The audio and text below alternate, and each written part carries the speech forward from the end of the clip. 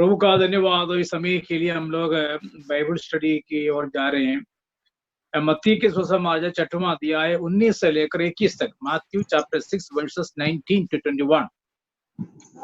अपने लिए पृथ्वी पर धन इकट्ठा ना करो, जहाँ कीड़ा और काई बिगाड़ते हैं और जहाँ चोर सेंध लगाते और चुराते हैं, परंतु अपने लिए स्वर्ग में धन इकट्ठा करो, जहाँ ना तो कीड़ा और ना काई बिगाड़ते हैं और जहाँ चोर ना सेंध लगाते और ना चुराते हैं, क्योंकि जहाँ तेरा धन है वहाँ तेरा मन भी लगा रहेगा। का धन्यवाद इस वचन के लिए। हम लोग पिछले सप्ताह उपवास के बारे में देखा है। यीशु मसीह ने उपवास के बारे में बताया। देखा हम लोग धन के बारे में देखते हैं। यीशु मसीह ने उसके बारे में बताया है। इंग्लिश में लिखा है ट्रेजर। अपने अपने पृथ्वी पर धन इकट्ठा ना करो।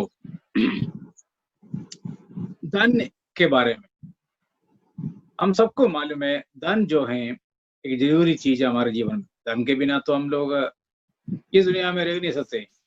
धन चाहिए, क्योंकि धन के द्वारा ही हम लोग अन्न खरीद सकते हैं, तेल खरीद सकते हैं, और जो कुछ भी हमारे जीवन में चाहिए, चाहे कपड़ा हो, भोजन हो, या रहने का स्थान हो, कोई भी चीज हो, ये सब कुछ है धन के द्वारा ही हम आ सकते हैं।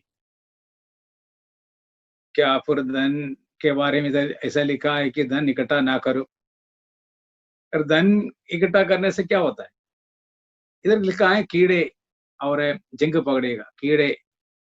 कीड़ा और कोई बिगाड़ते हैं और चोर चोरी करते हैं और जंग पकड़ते हैं। तो इसलिए धन को इकट्ठा ना करो। प्रभु ने ये नहीं कहा कि हमें धन नहीं चाहिए, लेकिन धन को बटोरने के बारे में, इकट्ठा करने के बारे में प्रभु ने कहा।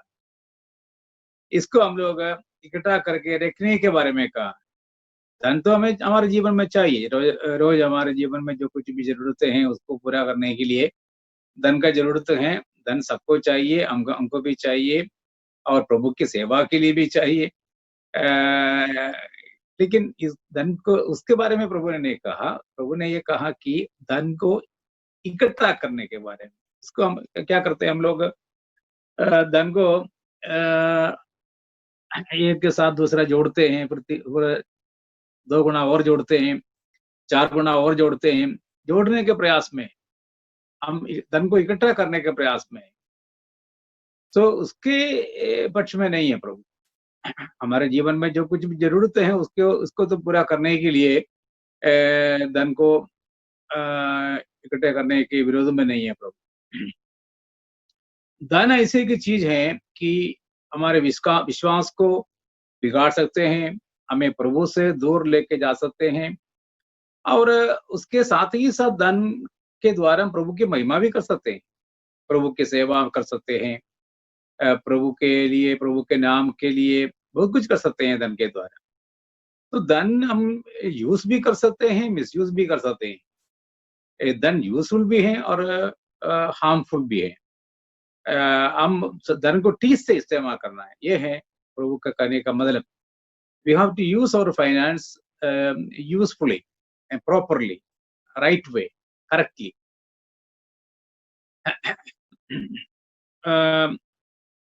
कितने धनी लोग हैं और मसीह विश्वास में है, क्या वो स्वर्ग नहीं जाएंगे? जरूर जाएंगे। धनी लोग स्वर्ग नहीं जाएगा करके बाइबल में लिखा नहीं है, लेकिन धन जो है हमें बिगाड़ सकते हैं। यूसुफ जो अरिमतिया का है वो धनी आदमी था। ऐसे कितने धनी, पौलुस जो है, शाऊल जो है, पौलुस बन के पौलुस के नाम से जाना गया है, वो भी, उसके बारे में भी लोग कहते हैं कि वो धनी आदमी था, he was a rich person. So there were number of people in the Bible who were very rich. Ibrahim धनी आदमी था, सगाक, याकूब, ऐसे पुराने नियम में कई लोगों के बारे में हम लोग पढ़ते हैं, नया नियम में भी है। तो धन जो है हम कैसे उसको यूज करते हैं, हम उसको उपयोग करते हैं हमारे पास जितना भी है। तो how do we use the money and silver or gold, whatever we are having, how do we use it? And that is what Jesus is going to teach us. यीशु मसीह वही हमें सिखाना चाहते हैं कि हम धन को किस प्रकार यूज करना है और यूज करके प्रभु के नाम को महिमा देना है। दुनिया के जो धन है हम इकट्ठा करके रखेगा से क्या हुआ, तो कहा है ऐसे इकट्ठा करके रखेगा तो इधर लिखा है कि पृथ्वी पर धन इकट्ठा ना करो जहां कीड़ा और कोई बिगाड़ते हैं और चोर चोरी भी कर सकते हैं। दूसरे ट्रांसलेशन में लिखा है कि कीड़ा खा सकते हैं, जंग पड़ सकते हैं और चोर चोरी भी कर सकते हैं।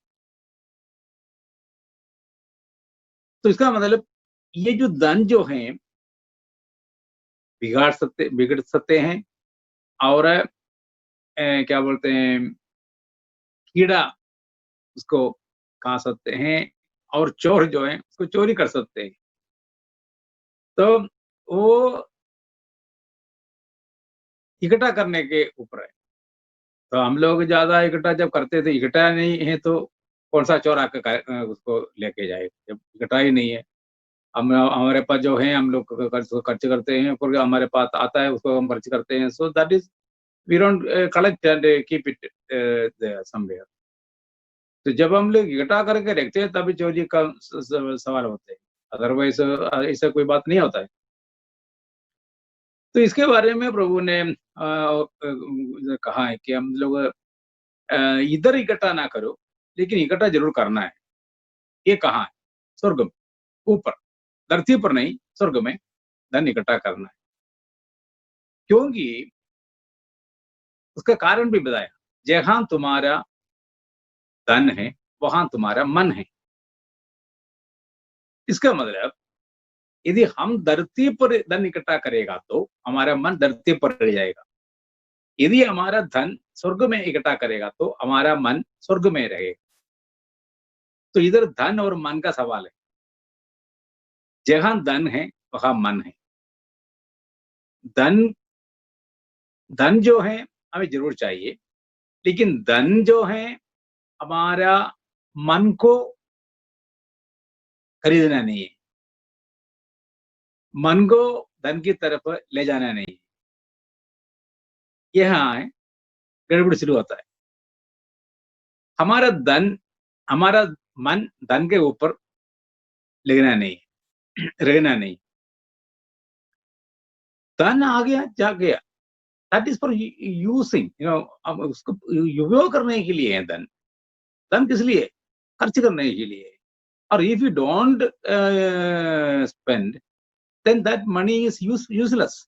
यदि हम लोग पैसा को यूज नहीं करते हैं तो पैसा व्यर्थ है। हमारे पेटी में पैसा पड़ाने से क्या फायदा? If it is spend that is useful for us and others.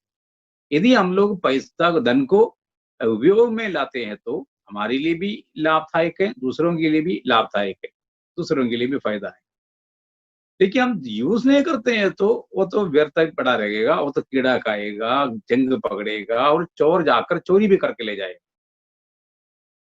लेकिन ये धन जो है हमारे जीवन में हमें चाहिए और धन के पीछे हमारा मन नहीं जाना चाहिए।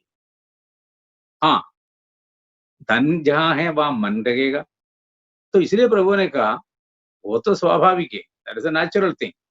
ऐसा है तो वो धन जो है तुम इधर इकट्ठा ना करो, पृथ्वी पर इकट्ठा ना करो, धरती पर इकट्ठा ना करो, स्वर्ग में किया करो। क्योंकि उस समय हमारा मन कहाँ रहेगा? स्वर्ग में रहेगा। हम तो फिर स्वर्ग के बारे में सोचेगा, हमारा ध्यान तो स्वर्ग की ओर तरफ लगा रहेंगे। ये है धरती पर रहने वाले लोगों का मन स्वर्ग में रहना है तो हमारा धन जो है स्वर्ग में रखना चाहिए। हम धरती पर रहते हैं, धरती पर रहने वालों का मन स्वर्ग में रहना है तो स्वर्ग पर हमारा धन होना चाहिए। ये कैसे हम कर सकते हैं? धरती पर हम लोग कैसे धन इकट्ठा करते हैं? धरती पर धन इकट्ठा करने के लिए हम लोग मेहनत करते हैं, we work for that, we labour for that, हम उसके लिए मेहनत करते हैं, काम करते हैं और उसको हम फिर लेते पाते हैं धन। तो वैसे ही प्रभु के सन्मुख भी स्वर्ग में धन इकट्ठा करना है तो हम प्रभु के सन्मुख उसके लिए मेहनत करना है, लेबर फॉर दैट। प्रभु के नाम में जो कुछ भी हम करते हैं, जब कभी कुछ काम करते हैं तो जरूर उसका जो फल जो है स्वर्ग में इकट्ठा हो। जैसे इधर हमें मिलता है, अभी 1 महीने का काम किया है तो उस पैसा हमारे बैंक में आता है या हमारे हाथ में मिलता है। तो वैसे ही जब हम प्रभु के नाम में कुछ करते हैं तो वो प्रभु के सन्मुख ग्रहण योग्य है, तो वो प्रतिफल के योग्य है, तो वो पैसा जो है स्वर्ग के खाते में जमा होगा। तो स्वर्ग में जब होगा तो हमारा धन, जहां धन है वहां मन है, तो हम फिर हमेशा सोचेंगे उस मन धन के बारे में जो स्वर्ग में है। हम बाइबल में एक व्यक्ति के बारे में पढ़ते हैं, लूत की पत्नी के बारे में। यीशु मसीह ने कहा, तू लूत की पत्नी को स्मरण रख, याद करो। क्यों? लूत की पत्नी को क्या हो गया? लूत की पत्नी जो है सदोम अमोरा में रहती थी। वो भी बड़े धनी आदमी थे लूत, उनके पास बहुत कुछ थे। जब सब कुछ छोड़कर जब भागने लगे, भाग के आए, लूत की पत्नी को क्या हो गया? बीच में वो मुड़ के देखी और वहां खड़ी है आज भी।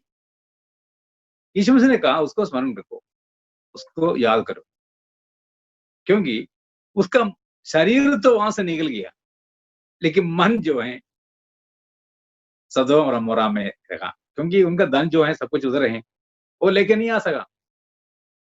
उनका संपत्ति है, प्रॉपर्टी है और जो कुछ भी है सब कुछ उधर ही था। So she could not collect all those things, she could not take all those things. तो इसलिए उनका मन वहां रहने के कारण लूत की पत्नी मुड़ के देख ली, वहां से फिर निकलने नहीं पाई, आज भी वहां खड़ी है। तो इसलिए हम हमेशा, हमारा धन जहां है हमारा मन वहां रहेगा, ये सच्चाई को समझकर, जानकर हमारा धन को कहाँ इकट्ठा करना है, हमारे मन को हम लोग स्वर्ग में इकट्ठा करना है। हम 1-2 आयत आगे पढ़ेंगे, क्योंकि ये तो बाइबल स्टडी है तो ऐसे ही प्रचार नहीं है। हम लोग 1-2 आयत भी और पढ़ेंगे, देखेंगे क्या लिखा है पवित्र शास्त्र में। So we have to go through the Bible. हम पढ़ेंगे लूका के सुसमाचार 12 अध्याय 33वां पद, Luke chapter 12 verse 33। Luke chapter 12 verse 33। अपनी संपत्ति बेचकर दान कर दो और अपने लिए ऐसे बटुए बनाओ जो पुराने नहीं होते, अर्थात स्वर्ग पर ऐसा धन इकट्ठा करो जो घटता नहीं और जिसके निकट चोर नहीं जाता और कीड़ा नहीं बिगाड़ता। क्या इधर प्रभु ने एक रास्ता बता दिया कि हम स्वर्ग में कैसे धन इकट्ठा कर सकते हैं। एक कैसे? इस मसीह लूका में यही सेम पासेज है जो मत्ती में कहा गया है, उसी पासेज है लूका में लिखा है। तो लूका ने जब लिखा, लूका ने एक तरीका भी बता दिया, मतलब हम स्वर्ग में धन कैसे इकट्ठा कर सकते हैं। स्वर्ग में धन इकट्ठा करना है तो क्या करना पड़ेगा? धरती का क्या करना, तो बेचना ना, बेचना। संपत्ति बेचकर दान कर दो। हाँ, संपत्ति बेच लो, बेचकर दान करो, तब क्या होगा? स्वर्ग में धन इकट्ठा होगा। लेकिन क्या असली में हम ऐसे करते हैं? जहां हमारे पास धन नहीं थे, हमारे पास कोई संपत्ति नहीं थे, क्या हम मोल रहे हैं या बेच रहे हैं? हम तो मोल रहे हैं ना। इसलिए हम बोल रहे हैं ना, हम जब हम प्रभु में जब आए थे, खाली हाथ आए थे, और आज प्रभु की दया से मेरे पास प्रॉपर्टी है, घर है, ये है, वो है। क्या फिर हम लोग क्या बेच के आया है? क्या जिनके पास प्रॉपर्टी थे क्या हम लोग उसको बेच के आए? नहीं। तो फिर यीशु मसीह ने तो क्या कहा है? यीशु मसीह ने कहा कि तुम्हारा संपत्ति को बेच डाल और दान कर लो, दान कर दो, दे दो। तब क्या होगा? तब तुम्हारे लिए धन स्वर्ग में इकट्ठा होगा। तो ये कोई करता नहीं है, वेरी रेयर, बहुत कम लोग ऐसे करते होंगे कि अपने प्रॉपर्टी को बेचकर बाकियों को बांट कर ऐसे जो रहने वाले लोग। ऐसा ये तो किसके स्वर्ग में किसके पास होगा, किसके लिए होगा धन? किसी के खाते में नहीं होगा। Because we don't sell our property and give to poor and others, and we deposit our money in the bank in heaven. ये क्या प्रैक्टिकल है? हमें पता नहीं किस लिए है करके। प्रेरितों के काम देखो, प्रेरितों के काम दूसरा अध्याय पढ़ो। प्रेरितों के काम दूसरा अध्याय में पहले जो विश्वासी लोग हैं यही बात को करेक्ट किया है। प्रेरितों के काम दूसरा अध्याय 44 और वे सब विश्वास करने वाले इकट्ठे रहते थे और उन सब की वस्तुएं साझे की थी। 45 वे अपनी अपनी संपत्ति और सामान बेच कर जैसे जिसकी आवश्यकता होती थी बांट दिया करते थे। या ये जो मत्ती में और लूका में जो लिखा है वो प्रैक्टिकली उन लोगों ने किया प्रेरितों के काम में। और एक और बात आप याद रखना, लूका सुसमाचार जिसने लिखा लूका ने, वही लूका ने लिखा प्रेरितों के काम भी। तो लूका ने जो उधर लूका 12वां अध्याय में जो लिखा है वो जो पॉलिसी है, वो थियरी है, वो थियरी प्रेरितों के काम में प्रैक्टिकल में लूका ने लिखा है। Both were written by Luke. So I do not know whether these people were following this teaching of Jesus. हमें मालूम नहीं है कि यीशु ने जो लूका के सुसमाचार 12वां अध्याय में जो बताया है वही बात को चेलों ने अपने जीवन में अपनाया है या नहीं, हमें पता नहीं है, लेकिन हो सकता है क्योंकि लूका ने लिखा दोनों। तो लूका ने उसके बारे में जरूर पूछताछ किया होगा कि प्रभु ने ऐसे ऐसे सिखाया है, तो क्या पहले सदी के पहले जो विश्वासी लोग ने ऐसे किया है कि नहीं? वो भी किया है, संपत्ति को बेच डाला और फिर आपस में बांटने लगा, हर एक की जरूरत के अनुसार बांटने लगा। लेकिन आपको मालूम है बाद में ये प्रैक्टिस नहीं रहा, ये बंद हो गया। उन लोगों ने ये काम जरूर किया, उसमें एक और कारण हो सकता है, उन लोगों ने ये सोचा होगा कि प्रभु के आगमन बहुत निकट है, इधर क्या करना है संपत्ति, इधर क्या करना है घर और मकान, इधर क्या करना है, बेच के हम प्रभु आएंगे, हम चले जाएंगे। सो वो जो उम्मीद उनके जीवन में रहा, that was the hope and expectation that Jesus will come soon. So why we should have a property and treasure on this earth? क्यों इस धरती पर धन इकट्ठा करना है, या क्यों प्रॉपर्टी चाहिए, संपत्ति चाहिए? बेच डालो और दान करो और प्रभु अभी आएगा, हम लोग चले जाएंगे। लेकिन ये जो प्रैक्टिस आगे चला नहीं है, ये प्रैक्टिस बंद हो गया, बंद किया, बाद में लोग कंगाल हो गया। They were need then, पर उनको मदद करना पड़ा, बाकियों से लेकर उनको मदद करना पड़ा, क्योंकि इन लोगों के पास कोई संपत्ति न रहा। So it was not a practical thing that selling the property and dividing among ourselves and giving to others. देखिए इसका मतलब क्या है फिर यीशु मसीह ने कहने का?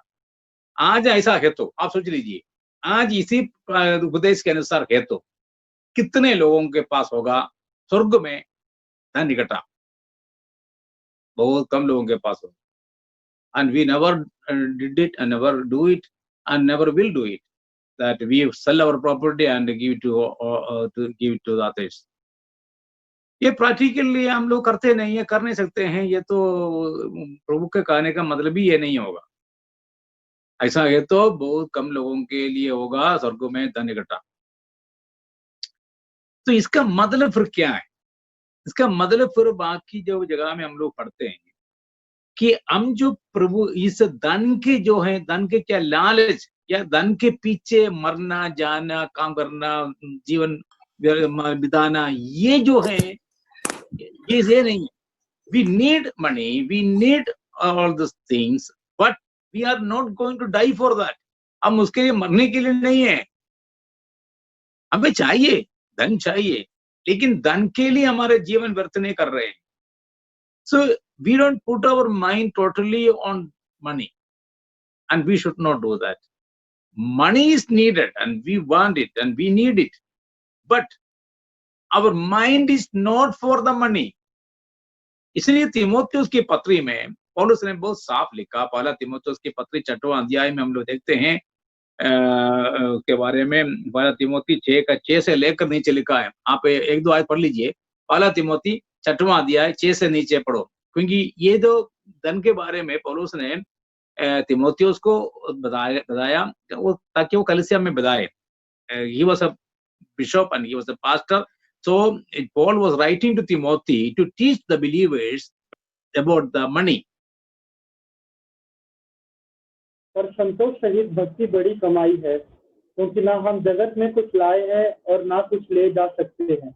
यदि हमारे पास खाने और पहनने को हो तो इन्हीं पर संतोष करना चाहिए। पर जो धनी होना चाहते हैं वे ऐसी परीक्षा और फंदे और बहुत सी व्यर्थ और हानिकारक लालसाओं में फंसते हैं जो मनुष्यों को बिगाड़ देती है और इस्तेमाल किया है। Okay, thank you. बिगाड़ देती है। इधर जो प्रैक्टिकली जो हमें करना है वो इधर लिखा है। हमारे पास जो धन जो चाहिए वो धन किस लिए है? खाने पीने और रहने के लिए, मतलब जो कुछ जो चाहिए उसके लिए धन चाहिए, बट धनी बनना नहीं है। धनी बनने की कोशिश में नहीं। धनी बनता है तो कोई बुरा भी नहीं है, लेकिन हमारे कोशिश वो नहीं है। We are not struggling to become rich, and we should not. That will spoil us. तो प्रभु के कहने का मतलब ये है कि हम लोग धन के मारे हम लोग हमारे जीवन को व्यर्थ नहीं करना। धन चाहिए। सिर्फ पौलुस ने लिखा तीमुथियुस को कि यदि खाने के लिए और पढ़ने के लिए है तो ठीक है, बस वी नीड दैट। पौलुस भी आपको मालूम है अपने आप काम करने लगा अपने जरूरतों के लिए।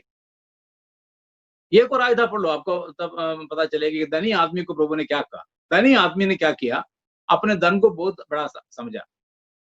वो भी लिखा है मत्ती के सुसमाचार 19 का 21, Matthew 19:21। Matthew 19:21 ने उससे कहा, यदि तू है तो जा, अपना माल बेचकर कंगालों को दे और तुझे स्वर्ग में धन मिलेगा, और आकर मेरे पीछे हो ले। देखिए ना, इधर एक धनी आदमी यीशु मसीह के पीछे चलने के लिए तैयार होके आ गया, लेकिन उसने कुछ सवाल पूछा कि मैं क्या करूं, मैं तो ये सब कुछ, तो प्रभु ने कहा तुम ये करो, तो उन्होंने कहा ये सब कुछ मैं करते आया हूं बचपन से ही। तो प्रभु ने कहा तुम्हारे जीवन में एक कमी है। वो कमी क्या है? तुम्हारा धन, तुम्हारा संपत्ति। इसको क्या करो? बेच डाल और कंगालों को बांट और तुम मेरे पीछे हो ले। यही बात लुका में भी लिखा है। लुका 18 का 22 में लिखा है। लूक 18:22 में भी इसके बारे में लिखा है। लुका के सुसमाचार में भी इसी धनी आदमी के बारे में लिखा है। Look 18:22 please. ये सुन, यीशु ने उसे कहा तुझ में अब भी एक बात की घटी है, अपना सब कुछ बेचकर कंगालों को बांट दे और तुझे स्वर्ग में धन मिलेगा, और आकर मेरे पीछे हो ले। तो इनके जीवन में एक कमी है, एक घटी है। क्या है? धन, संपत्ति। तो प्रभु ने कहा उसको बेच डाल, कंगालों को बांटो, गरीबों को बांटो और मेरे पीछे हो लो। इसका मतलब उधर उनके जीवन में एक कमी, वो उनके जीवन में एक कमी है धन। वो बहुत धनी आदमी था। क्या धन कमी है? लेकिन उनके जीवन में बाकी सब कुछ करता रहेगा, लेकिन एक कमी जरूर पाया यीशु मसीह ने। वो क्या पाया है? उनका संपत्ति। क्योंकि वो अपने संपत्ति से प्यार करता था, संपत्ति को बहुत कुछ समझता था, बहुमूल्य समझता था। इसलिए प्रभु ने को कहा कि तुम अपना संपत्ति को बेच डाल, आप संपत्ति को बेच डाल और कंगालों को बांटना और मेरे पीछे हो रहा। बेचना ही काफी नहीं है, बांटना भी है।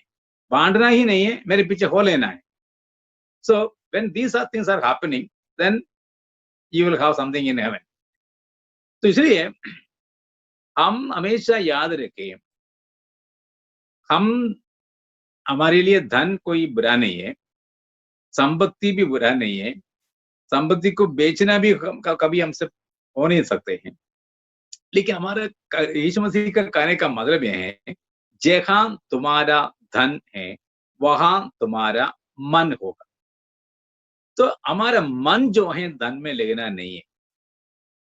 इसका मतलब ये, कितना भी पैसा हमारे पास हो, कितना भी धन हमारे पास क्यों ना हो, लेकिन हमारा मन जो है स्वर्ग में ही रहना है।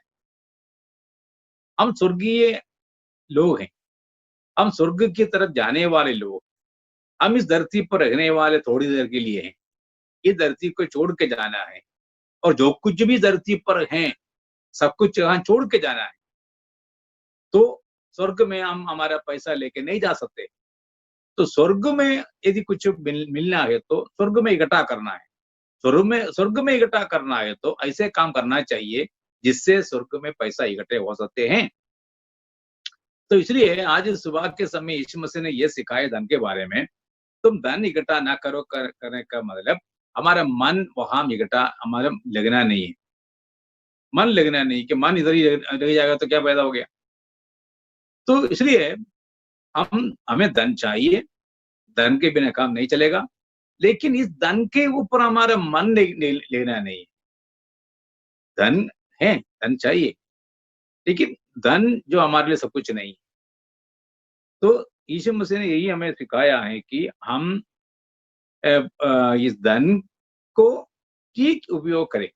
यूज द मनी और ट्रेजर प्रॉपरली। जो कुछ भी हमारे हाथ में प्रभु दिया है उसको सही रूप में हम लोग जब उपयोग करेगा, जरूर प्रभु हमें आशीष देगा और प्रभु के काम बढ़ेगा। प्रभु की महिमा जरूर हमारे जीवन में प्रकट हो।